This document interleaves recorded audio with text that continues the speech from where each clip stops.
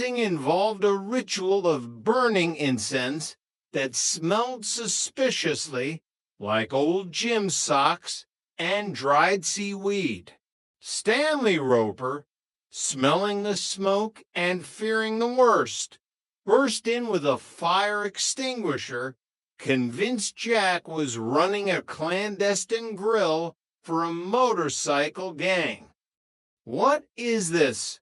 Stanley yelled, waving the nozzler down and nearly hitting the crystals. "Are you burning tires in here? Is this a protest?" "It's sacred sage, Mr. Roper. We're cleansing the aura," Chrissy explained, her eyes closed in meditation. "It's sacred stinking up my building and lowering the property value," Stanley retorted.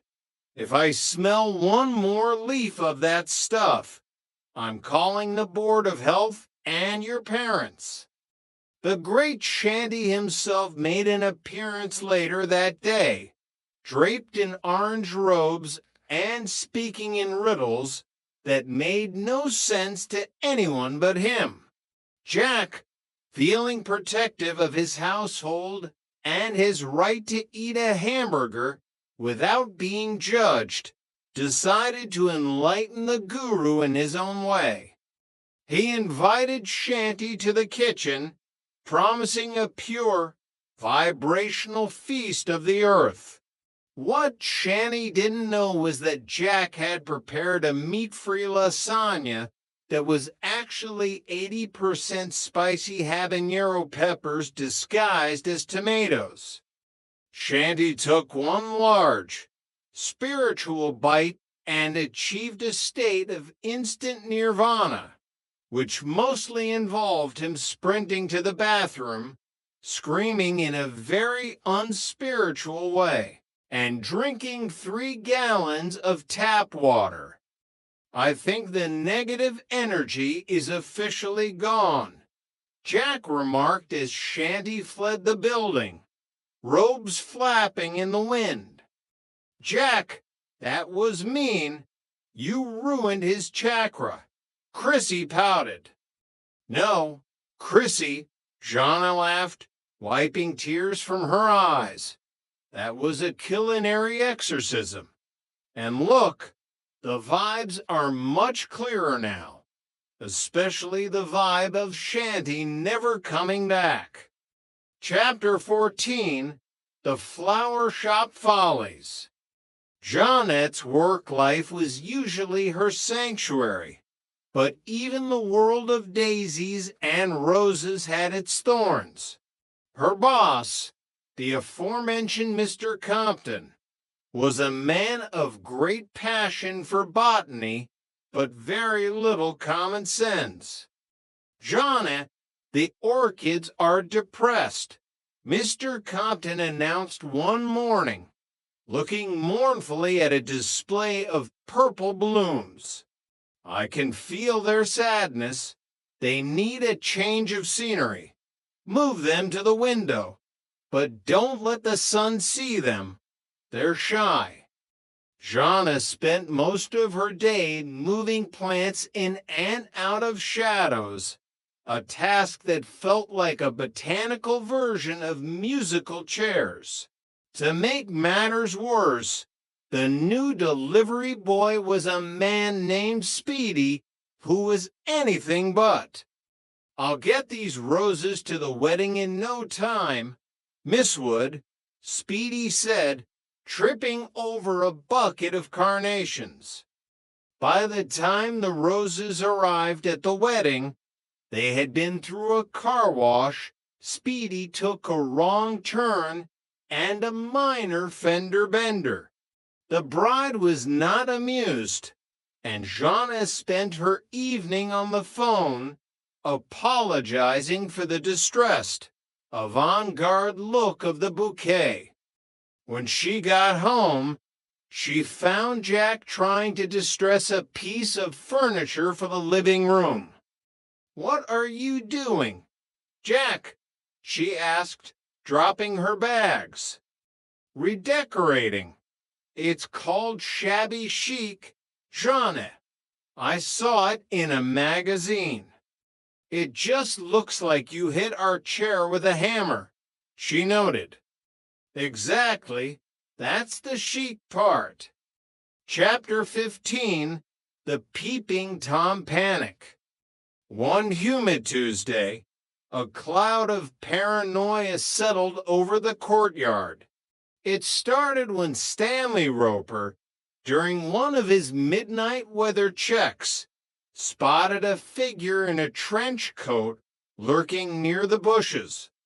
I'm telling you, Helen, we have a peeper, Stanley hissed, clutching his binoculars. He was looking right at apartment 201.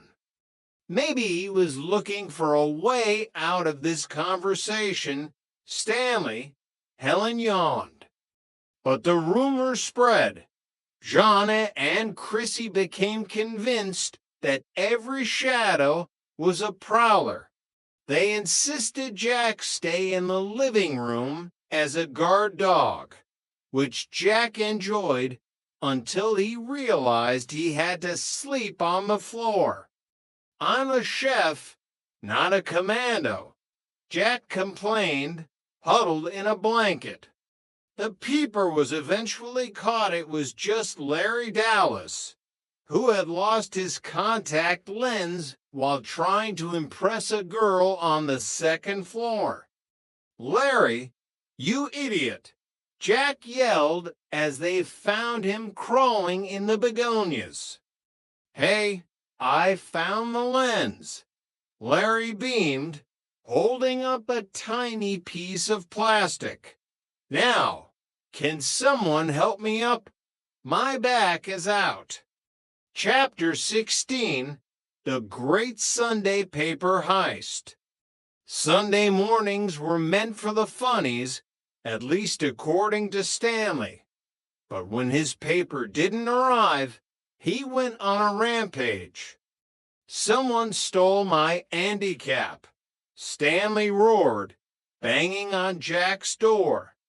Jack, who had actually accidentally picked up Stanley's paper and then spilled an entire pot of coffee on it, was in a panic. He and the girls spent an hour trying to dry the paper in the oven, which only made it smell like burnt news. Here you go, Mr. Roper, Jack said, handing over a bundle.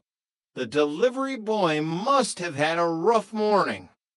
Stanley looked at the paper. Why is Andy cap black and white and crunchy? It's the new high-fiber edition, Jack lied through his teeth. Stanley spent the rest of the day complaining that his news was well done, while Jack quietly swore to never touch another person's mail again. Chapter 18, The Reverend's Shadow. The arrival of a telegram, which was already archaic by the late 70s, but favored by Chrissy's father for its biblical gravity, threw apartment 201 into a state of absolute panic. Reverend Snow was coming to visit his daughter. He can't see Jack, Chrissy wailed, running in circles and rearranging the throw pillows for the 10th time. My father thinks I live with 2 girls. If he sees a man living here, he'll have me moved back to Fresno before dinner. He's a minister, Chrissy, not a grand inquisitor. Jonna tried to soothe her, though she was busy hiding Jack's oversized sneakers in the broom closet. In Fresno, there's no difference, Chrissy replied. The plan was simple. Jack had to disappear. But Jack, being Jack, had a different idea. He would pretend to be the building's new handyman. He donned a stained jumpsuit and a baseball cap pulled low over his eyes. When